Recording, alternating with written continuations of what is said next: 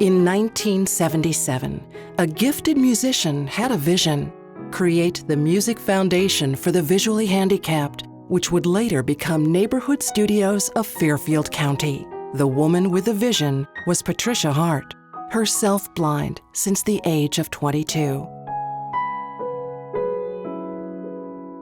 Since its founding in 1977, over 30,000 children have come through the doors of Neighborhood Studios, where they discover a safe, secure environment that nurtures and inspires. Our educational program for the arts includes painting, drawing, music, theater, and dance. It's here where children find hope and healing, and through self-discovery, the promise of so much more. Nate Barnes is blind. He came to study music at Neighborhood Studios when he was 11. When he left at 18, he went on to the Berklee College of Music. After graduation, he started his own recording studio in Bridgeport. Today, Nate teaches music at the Neighborhood Studios. He would take pencils and just start beating on the coffee tables and the kitchen table. And then it expanded to the kitchen pots, Right. pans, Tupperware. There was a end table that I had with tiles on it. It was all tiles on top. He beat that until every single tile was off that table. Where my weight is. D, I push it back. My weight is down in the middle. Yeah, so don't force that. Many of the children who come to Neighborhood Studios have been in group homes and have dealt with violence at home or in their community.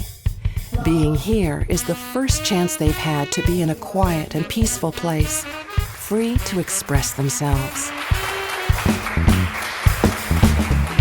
Music is a world within itself, with the language we all understand. I was never really exposed to jazz. I grew up listening to rock. I grew up listening to all this indie acoustic.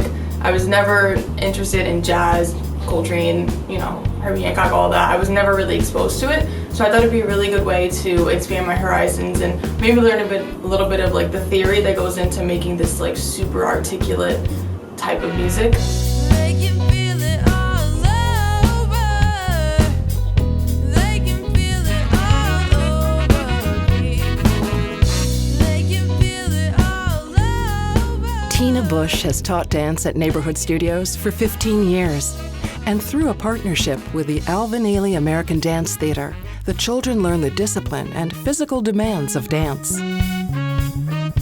It's about helping the youth to enrich themselves and to understand that they have a very important voice in their society, even at a young age from 11 to 14. It's their formative years. So this is a program that helps them to build upon learning who they are through our personal development program.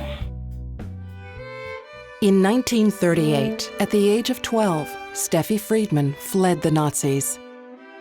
An award-winning sculptor, Steffi joined the faculty of Neighborhood Studios and helped advance the conservatory sculpture program. For one of her many projects, students created a replica of the Anne Frank House in Amsterdam, an exhibition that traveled throughout Connecticut. I took about a dozen students to the Metropolitan Museum.